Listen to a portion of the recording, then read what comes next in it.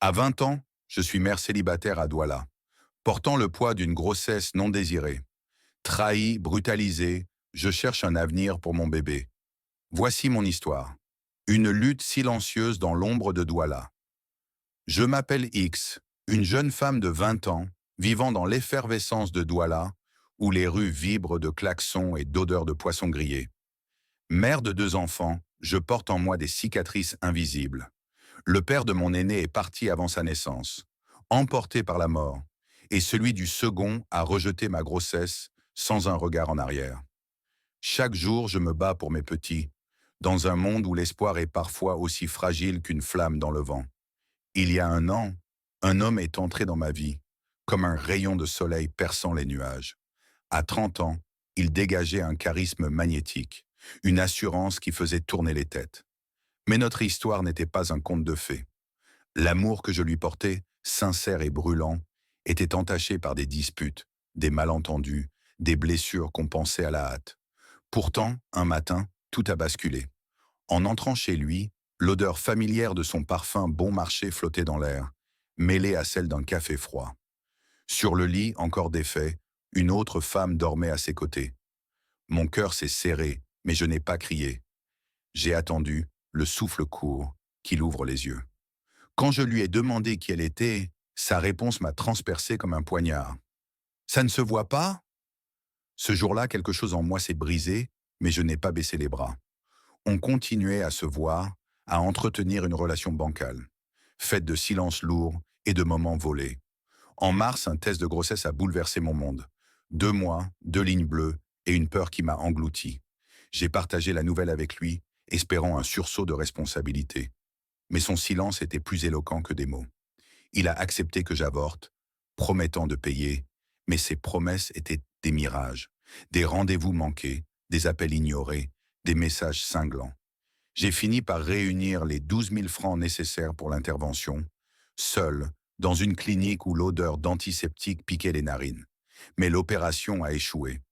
Quand je l'ai informé, il m'a répondu par des menaces, me traitant de folle, m'interdisant de remettre les pieds chez lui. Ce soir-là, j'ai craqué.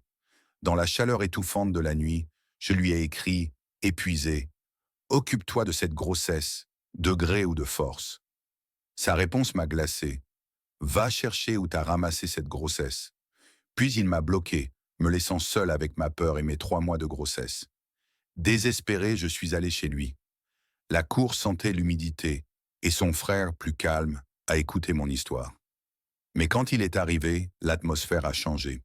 Ses yeux lançaient des éclairs, ses mots étaient des coups. Son frère l'a retenu, mais pas assez. Ce samedi soir, vers 23 heures, il m'a brutalisé, me jetant dehors comme un vieux chiffon. Mes bras portaient les marques de sa colère, et mon cœur, celle de son rejet. Le lundi, j'ai trouvé refuge dans une brigade, où l'odeur de papier poussiéreux et de sueur emplissait l'air. J'ai déposé plainte, laissé une convocation chez lui, mais il n'était pas là. En rentrant, je l'ai croisé. Il m'a salué, tout sourire, comme si de rien n'était, ignorant la tempête qu'il avait déclenchée. Le jour de la convocation, il ne s'est pas présenté. On m'a conseillé de lui parler une dernière fois, pour éviter une bataille sans retour. Seul, sans le soutien de ma famille, j'ai laissé tomber. Puis il a repris contact, comme si tout était oublié. «Bonjour, boss, quoi de neuf?» écrivait-il, tandis que je portais son enfant en silence. Par faiblesse, par solitude, j'ai cédé, et nous avons partagé 2 moments d'intimité, comme si le passé pouvait s'effacer. Mais la réalité m'a rattrapé. Une connaissance m'a parlé d'adoption, une idée qui me terrifiait, mais qui semblait être ma seule issue. Dans un hôpital, l'odeur stérile des couloirs m'a donné la nausée, mais un gynécologue m'a parlé d'une femme infertile, prête à prendre en charge ma grossesse et à accueillir mon bébé. Elle m'offrirait 50 000 francs par mois et 2 millions après l'accouchement. J'ai passé les examens, le froid du gel d'échographie sur mon ventre, le bourdonnement de la machine confirmant que tout allait bien. Mais la peur m'étreignait. Et si le père changeait d'avis? Hier, je lui ai écrit. Sa réponse détachée m'a laissé sans voix. C'est une bonne chose, vu ta situation. Puis il a ajouté, comme une blague cruelle, qu'il voulait la moitié de l'argent, accusant que je vendais son bébé. Il a conclu par un «rendez-vous dans 5 mois», me laissant seul avec mes doutes. Aujourd'hui, je suis à la croisée des chemins. Mon père, s'il apprend ma grossesse, me mettra à la porte sans un regard. Je n'ai nulle part où aller, pas d'argent pour élever cet enfant, et rien n'est encore finalisé avec le gynécologue. Je cherche une famille pour mon bébé, une famille qui lui offrira l'amour que je ne peux pas lui donner.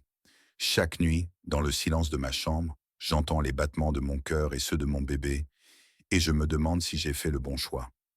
À la prochaine pour une autre confidence. Secret partagé.